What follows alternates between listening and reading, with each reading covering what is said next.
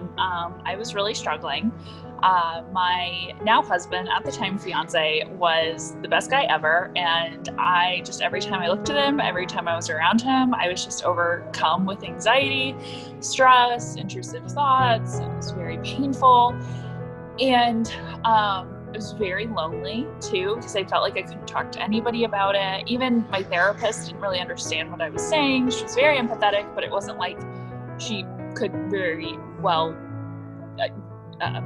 relate to what I was going through. And it was also really difficult to find people who could even point me in a direction where I felt like I wasn't alone in what I was going through.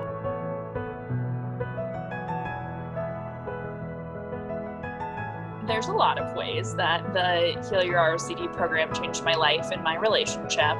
I think the most important thing is I just learned to appreciate my husband in a way that I didn't realize was possible before.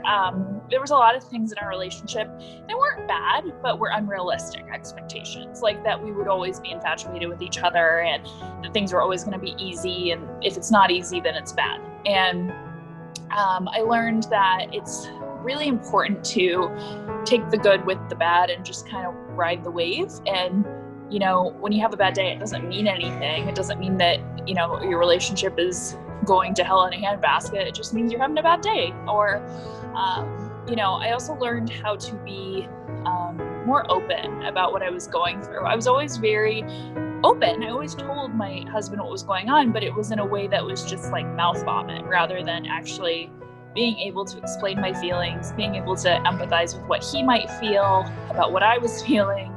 And I'd also say, just in general, I just learned how to be a better partner. Like, I learned how to appreciate his flaws. And, you know, when I notice his flaws, I realize it's not that big of a deal. Everybody has flaws. It doesn't mean anything.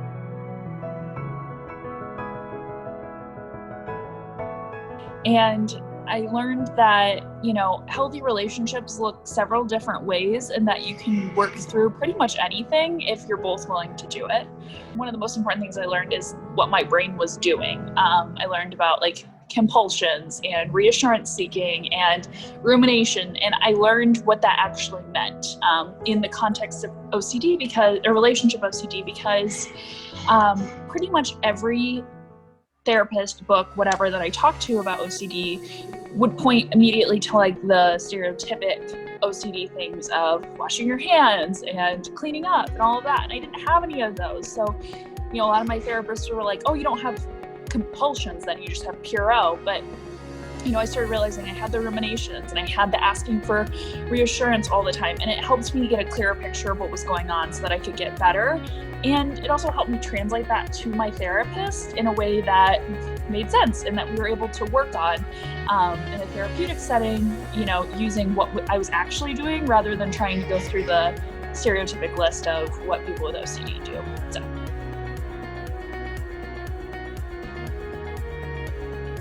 I think primarily is just that community with the other girls that were in the program with me. It's so nice to know that you're not alone and be able to talk to other people who are going through the same thing. Michelle, one of the other girls in the program, was almost exactly in the same situation as me. And it was funny because we would meet every week and it would be like, oh, I'm going through that too. Oh, I had that exact same experience. Oh, da-da-da-da. And it was just so nice to know that somebody else was struggling just as much as I was in very similar ways to what I was feeling.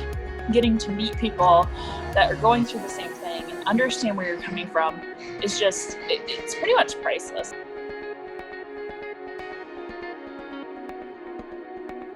OCD program to anybody who is struggling with relationship OCD. I think that in a lot of ways it was one of the best things I possibly did besides getting back on medication, because it helped me understand what was going on with my brain, and it helped me realize I wasn't alone. There wasn't anything that I was doing wrong. I just had gotten into a loop and really needed support. And I think most people who struggle with relationship OCD really just need to understand that they're not alone, what's going on with their brain, and how to get help in a way that's appropriate. So I definitely recommend it. I think it's probably one of the best things that you can do if you're struggling with relationship OCD. And I don't really think that you can get much better than that. So yeah.